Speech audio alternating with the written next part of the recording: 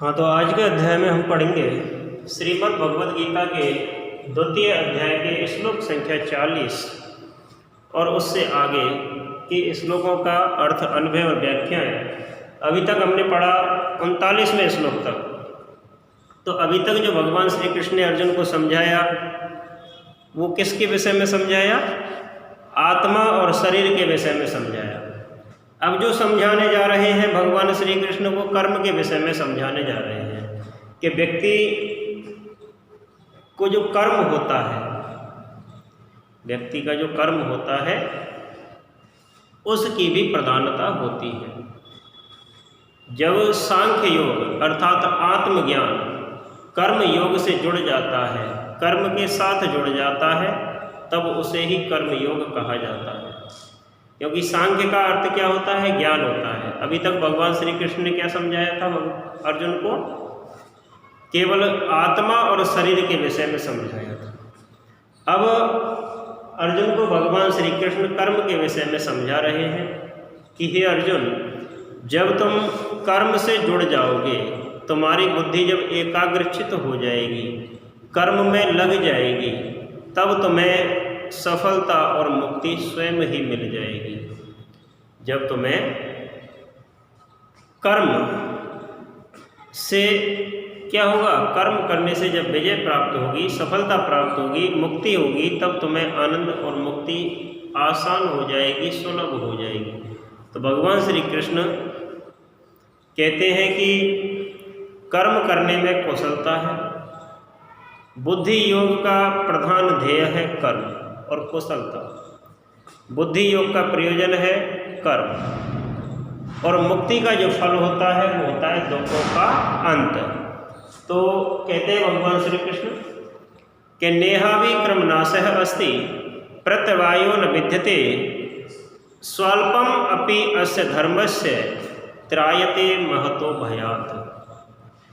नेह अभि न प्लस ए प्लस अभिक्रमनाशः अस्ति, यानी नेहापि क्रमनाशो अस्ति प्रत्यवायो न विद्यते स्वल्पम अपि अस्य धर्मस्य त्रायते महतो दुख भया। तो भगवान श्री कृष्ण ने अर्जुन को किस प्रकार से समझाया कि, तो पहले इसका अन्वय देख लेते हैं। अन्वय क्या होगा कि इह अविक्रम नाशः न अस्ति, यानी इस ज्ञान में अर्थात कर्म योग में अविक्रम नाश, आरंभ का नाश नहीं है।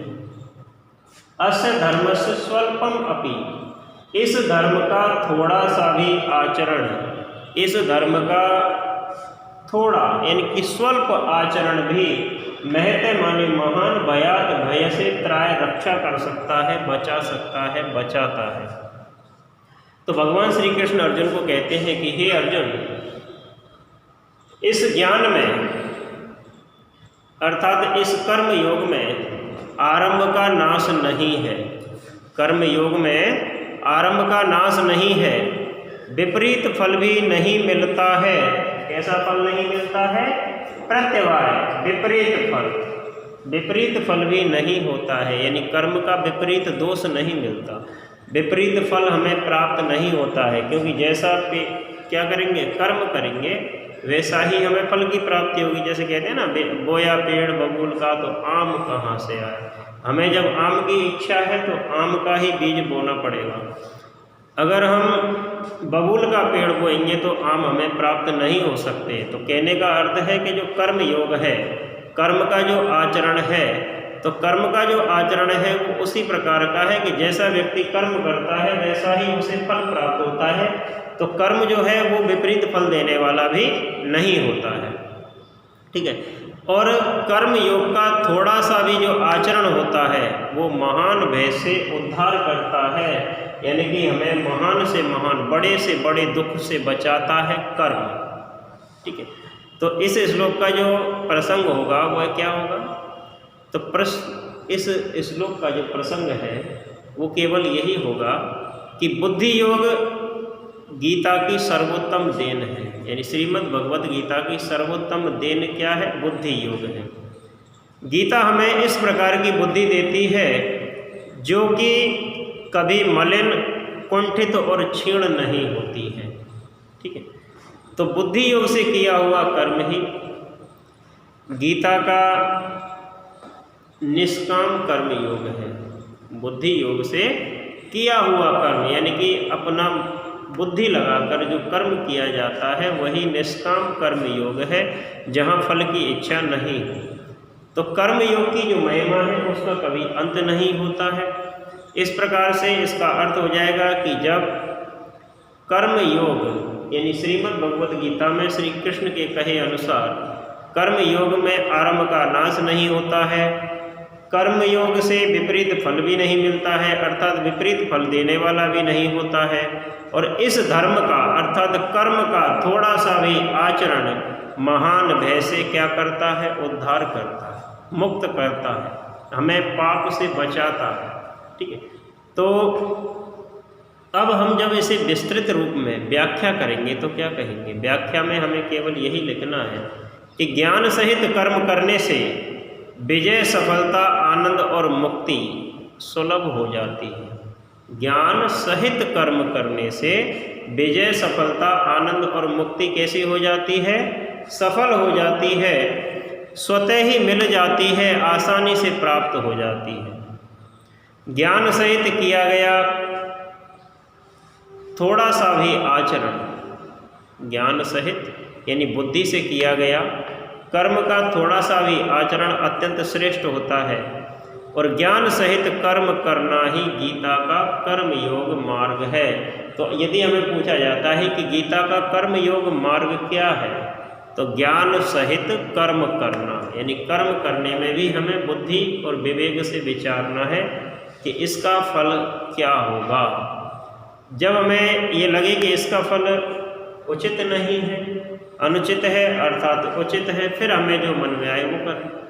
ठीक है, तो भगवान श्री कृष्ण ने यही कहा कि ज्ञान सहित किया गया जो आचरण है, कर्म का आचरण है, वो अत्यंत श्रेष्ठ होता है, और ज्ञान सहित कर्म करना ही गीता का कर्म योग मार्ग है।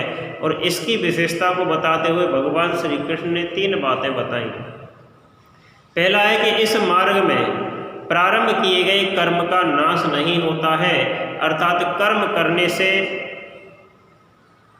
जो कर्म का नाश नहीं होता है, यानी इस मार्ग में अर्थात कर्म योग में आरंभ किए गए कर्मों का क्या नहीं होता है? नाश नहीं होता है। दूसरा है कि इस मार्ग में अर्थात कर्म योग में बाधा या विपरीत फल भी नहीं होता, यानी इस मार्ग का जो परिणाम है वो कैसा होता है?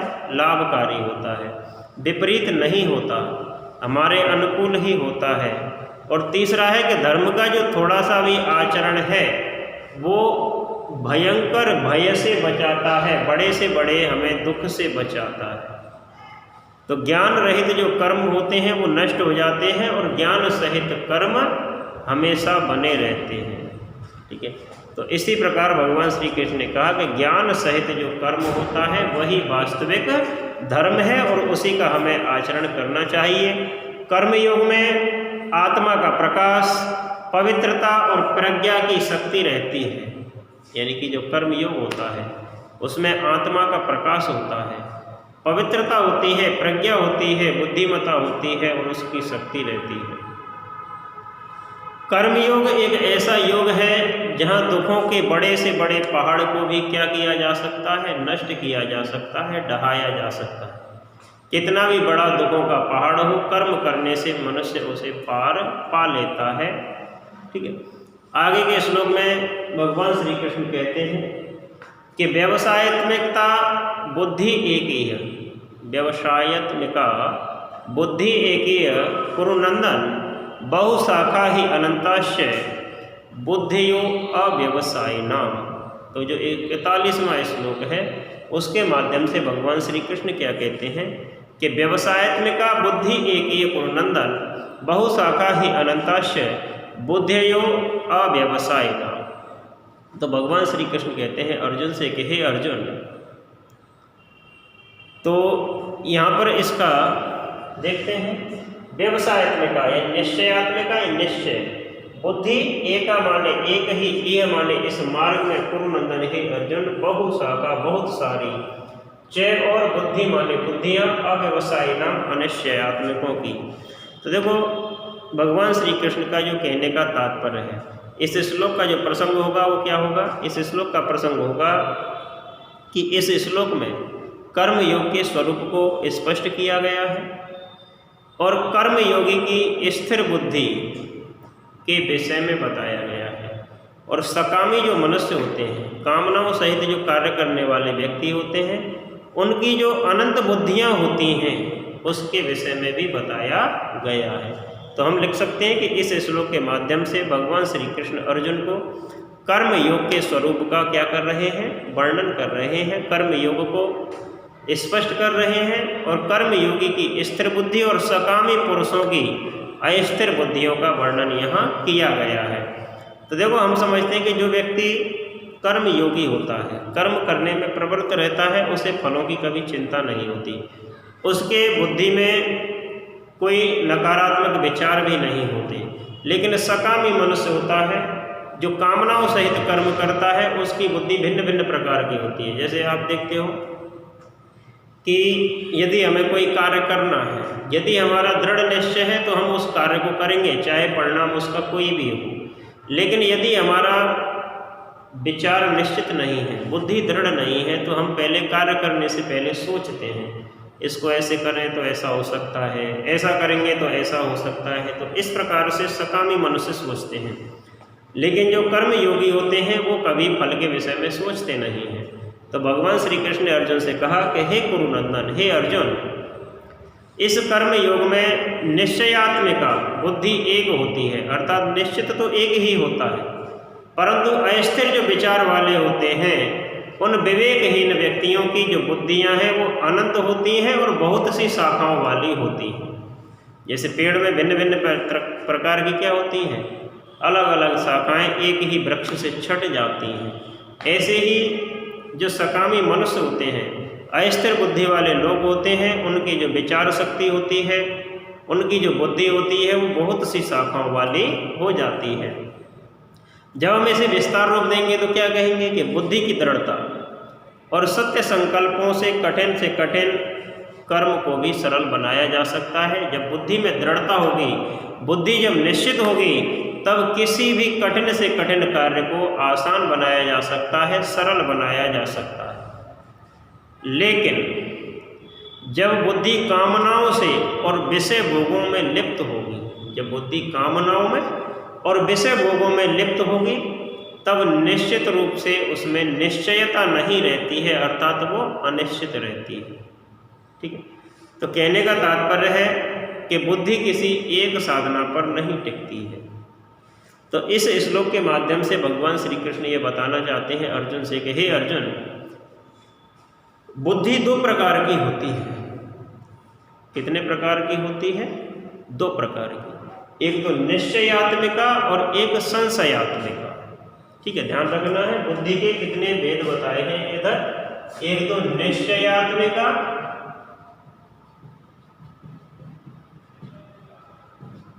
और दूसरी है संशयात्मिका। निश्चयात्मिका और दूसरी कौन सी है? संशयात्मिका। तो संशयात्मिका इस प्रकार। ठीक है, तो दो प्रकार की बुद्धि है। कितने प्रकार की बुद्धि है? दो प्रकार की। श्रीमद् भगवद गीता में भगवान श्री कृष्ण ने अर्जुन को बताया कि हे अर्जुन, बुद्धि के दो प्रकार हो सकते हैं, एक तो निश्चयात्मिका और दूसरा होता है संशयात्मिका। अब देखो, आप जैसा जानते हो कि निश्चयात्मिका क्या है।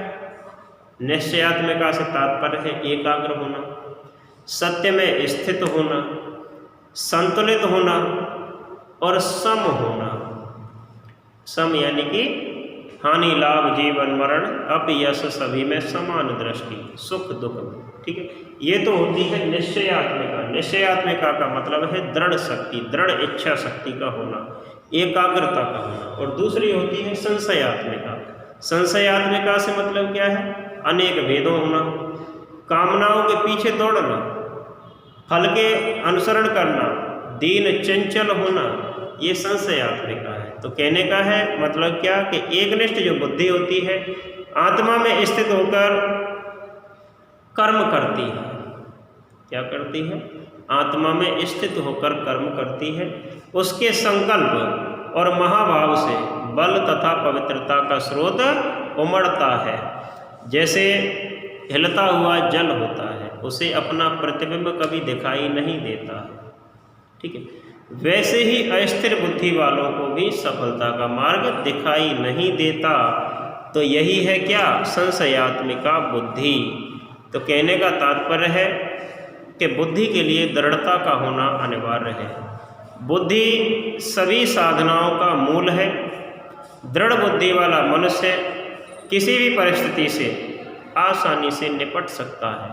असाधारण से असाधारण स्थितियों में भी मनुष्य विचलित नहीं होता है और अपने कर्तव्य पथ का अनुसरण करता रहता है। आगे भगवान श्री कृष्ण ने क्या कहा? 42वें, 43वें और 44वें श्लोक में बताया जाएगा कि याम इमाम पुष्पिताम वाचम प्रवदन्ति विपश्यतः वेदवादरता पार्थ न अन्यत अस्ति इति वादिनः कामात्मनः स्वर्गपरा जन्म कर्म फल प्रदाम क्रिया विशेष बहुलाम भोगैश्वर्यम गतिम प्रति भोगैश्वर्यम प्रसक्तानाम तया अपहरत चेतसाम व्यवसायत्मिका बुद्धि समाधौ न विधीयते। तो देखो, इन तीनों श्लोकों को जोड़ने का एक ही उद्देश्य है कि इन सभी श्लोकों के माध्यम से भगवान श्री कृष्ण ने भोगवाद और त्यागवाद के विषय में बताया है। किसके विषय में बताया है? भोगवाद और त्यागवाद के विषय में बताया है। तो इस श्लोक का अन्वय होगा कि पार्थ अर्जुन स्वर्ग परा कामात्मनः वेदवादरता अविपश्यत न अन्यत अस्ति इति वादिनः भोगैश्वर्यं गति प्रति जन्म कर्म फल प्रदान क्रिया विशेष बहुलाम इमाम याम पुष्पितम वाचम प्रविदन्ति तया अपहरत चेतसां भोगैश्वर्यं प्रसक्तानां समाधौ व्यवसायत्मिका बुद्धि न विधीयते। ठीक है, तो इसके जो शब्दार्थ हैं वो इस प्रकार से होंगे।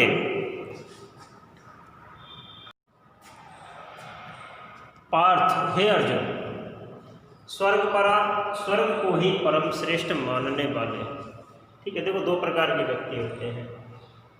तो पार्थ अर्जुन से कहते हैं श्री कृष्ण के, हे अर्जुन, स्वर्ग परा, स्वर्ग को ही परम श्रेष्ठ मानने वाले, कामात्मन, सकामी लोग, कामनाओं सहित जीवन यापन करने वाले लोग, वेदवादरतः, वेद के अर्थवाद में ही रत यानी कि लगे रहने वाले, अविपश्यतः, अविवेकी लोग, न माने नहीं, अन्यत माने इससे अधिक, अस्ति माने है, इति माने इस प्रकार, वादिनः है कहने वाले, भोगैश्वर्यं गतिम प्रति यानी कि भोग तथा ऐश्वर्य की प्राप्ति के लिए, भोगैश्वर्यम गतिम प्रति, भोग ऐश्वर्य की प्राप्ति के लिए, जन्म कर्म फल प्रदान, जन्म और मरण रूपी कर्म फल को देने वाली, क्रिया विशेष बहुलाम, बहुत सी क्रियाओं के विस्तार वाली, इमाम माने इस प्रकार की, याम जिस, पुष्पिता माने शोभा युक्त, वाचाम वाणी को प्रबदन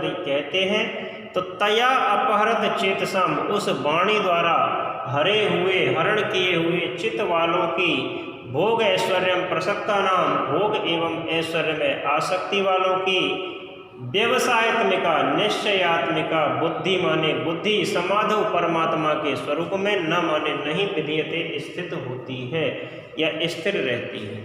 तो देखो, इन श्लोकों के माध्यम से भगवान श्री कृष्ण ये कहना चाहते हैं। तो पहले सबसे पहले हम देखते हैं कि इसका प्रसंग किस प्रकार होगा। तो प्रसंग में हमें केवल इतना लिखना है कि इन पद्यों के माध्यम से यह बताया गया है कि बुद्धि के संसार में दो वाद प्रचलित हैं। हमें लिखना है कि संसार में दो वाद प्रचलित हैं, एक तो भोगवाद और त्यागवाद, भोगवाद और त्यागवाद। तो इन तीनों श्लोकों में भोगवादियों और त्यागवादियों की विशेषताओं का वर्णन किया गया है कि जो भोगवादी व्यक्ति हैं वो किस प्रकार के होते हैं। तो इन तीनों ही श्लोकों में भोगवादी व्यक्तियों का क्या किया गया है? वर्णन किया गया है। तो हमें लिखना है कि संसार में दो प्रकार के वाद प्रचलित हैं, भोगवाद और त्यागवाद। तो इन तीनों श्लोकों में भगवान श्री कृष्ण ने अर्जुन से भोगवादियों का स्पष्ट वर्णन करते हुए उनकी विशेषताओं के बारे में कहा है। ये इसका क्या होगा, अन्वय, वो प्रसंग होगा, सॉरी, है ना। अर्थ क्या करेंगे हम, तो भगवान श्री कृष्ण कहते हैं अर्जुन से, थोड़ा बड़ा है श्लोक इसलिए ध्यान से रखना है, कि अर्जुन से कहते हैं कि हे अर्जुन, वेदवाद में रत बने रहने वाले पुरुष स्वर्ग को ही सर्वश्रेष्ठ मानते हैं, और ऐसा अविवेकी लोग कहते हैं। कहने का मतलब जो वेदवाद में रत रहने वाले हैं, वेदवाद में लगे रहते हैं सब। हाँ, तो भोगवाद में लगे रहने वाले व्यक्ति, वेदवाद में लगे रहने वाले, कामात्मन है, कामी व्यक्ति, स्वर्ग परा, स्वर्ग को ही सर्वश्रेष्ठ समझने वाले व्यक्ति, और अविपश्चित अविवेकी लोग, ना अन्यत अस्तिवाद न है, दूसरा इस संसार में कुछ है ही नहीं, ऐसा मानने वाले होते हैं। तो इस श्लोक के माध्यम से भगवान श्री कृष्ण कहते हैं कि सकामी लोग इस संसार में इस लोक का विचार न करके केवल परलोक का विचार करते हैं, और स्वर्ग के भोगों को प्राप्त करने के लिए वे सामाजिक, राजनीतिक और व्यवहारिक जीवन को अव्यवस्थित बना लेते हैं। अर्थात व्यक्ति जिसको केवल वेदवाद की चिंता है, जो सकामी व्यक्ति है, जिसकी बुद्धि निश्चयात्मक नहीं है, दृढ़ नहीं है, वो व्यक्ति क्या समझता है, केवल कि परलोक हमारा सुधरना चाहिए। तो परलोक को सुधारने के चक्कर में वो अपने मानव जीवन को अव्यवस्थित बना लेते हैं, अपने सामाजिक, राजनीतिक और व्यवहारिक जीवन को अव्यवस्थित बना लेते हैं। तो ऐसे जो व्यक्ति होते हैं, स्वर्गवादी जो नर नारी होते हैं, वो अज्ञानी होते हैं, अंधविश्वास के माया जाल में फंसे रहते हैं, उन्हें केवल अपने व्यक्तिगत सुख की चिंता होती है, और जो वेदवाद और स्वार्थ कामनाओं में डूब जाता है, तो ऐसा व्यक्ति आँखों से देखता हुआ भी मन से नहीं देख पाता है। तो हमें आँखों के साथ साथ मन से देखने की भी आवश्यकता है। तो अविवेकी लोग केवल आँखों से देखते हैं, अपने मन से नहीं देख पाते हैं। तो अविवेकी लोग अगर देख भी लेते हैं तो वो समझ नहीं पाते हैं, और समझ भी जाते हैं तो अपने कर्तव्य का ठीक से चुनाव नहीं कर पाते कि हमें क्या करना चाहिए, क्या नहीं करना चाहिए। तो यहाँ जो इन श्लोकों का कहने का उद्देश्य है, वो भगवान श्री कृष्ण यही कहना चाहते हैं कि हे अर्जुन, वेदवाद में आसक्त, पुष्पित वाणी बोलने वाले, पुष्पिताम वाचाम, पुष्पित वाणी बोलने वाले, भोग ऐश्वर्य गतिम प्रति, भोग और ऐश्वर्य की प्राप्ति के लिए अनेक क्रियाओं को करने वाले, स्वर्ग, धन, पुत्र आदि की प्राप्ति के लिए स्वधर्म अर्थात अपने कर्तव्य पालन को छोड़कर क्रिया वेदों में पढ़ने से धर्म लुप्त हो जाता है, धर्म का मार्ग लुप्त हो जाता है। कहते हैं ना, पूजा जप तप नियम आचार, ठीक है। तो पूजा जप तप नियम आचरण ये सभी क्या हो जाते हैं, धर्म के मार्ग हैं जो लुप्त हो जाते हैं जब व्यक्ति अपने कर्तव्य पालन को छोड़ देता है, अपने कर्तव्य पर नहीं चलता है। तो भगवान श्री कृष्ण ने यही कहा कि ऐश्वर्य भगवान का ही एक गुण है। इंद्रिय सुखों के लिए जो ऐश्वर्य बनाए जाते हैं उन्हें भोग का ऐश्वर्य कहा जाता है। भोग का ऐश्वर्य क्या है, जो अपनी इंद्रियों के सुख के लिए ऐश्वर्य बनाते हैं, हम सुख सुविधाएं बनाते हैं, वो भोग ऐश्वर्य है। इसलिए मनुष्य को भोग ऐश्वर्यों का त्याग करना चाहिए। नश्वर और दुखदायी होते हैं भोग के ऐश्वर्य। जप तप दान व्रत शुभ कर्मों से ही ऐश्वर्य की प्राप्ति होती है, और ऐसे ही मार्गों का हमें अनुसरण करना चाहिए, क्योंकि पुष्पित वाणी और क्रियाओं के फेर में पड़े रहने से जो भोगवादी व्यक्ति होते हैं वो कामना प्रिय हो जाते हैं, अस्थिर बुद्धि वाले हो जाते हैं, विवेकहीन हो जाते हैं और अपने कर्म से भटक जाते हैं, कर्म के मूल से हट जाता है उनका ध्यान। तो भगवान श्री कृष्ण का जो कहने का अर्थ है, मतलब है, उद्देश्य है, वो केवल इतना ही है कि बाद में केवल आदर्श रहता है, व्यवहार दब जाता है, और वेदवाद से जीवन की जो उलझन है वो बढ़ जाती हैं। वेदवाद में लगे रहने से जीवन में समस्याएं हैं बढ़ जाती हैं। तो भगवान श्री कृष्ण ने इस श्लोक के माध्यम से दो बातें बताई कि संसार में दो प्रकार के वाद प्रचलित हैं, एक भोगवाद और एक त्यागवाद। तो इन श्लोकों में केवल भोगवाद के विषय में बताया है कि भोगवादी जो व्यक्ति होते हैं वो परमात्मा से हटकर परलोक के लिए सोचते हैं और परलोक के सोचने के चक्कर में ही वो अपने इस मानवीय जीवन को नरक तुल्य बना लेते हैं। आगे के श्लोकों के लिए आगे चर्चा करेंगे। धन्यवाद।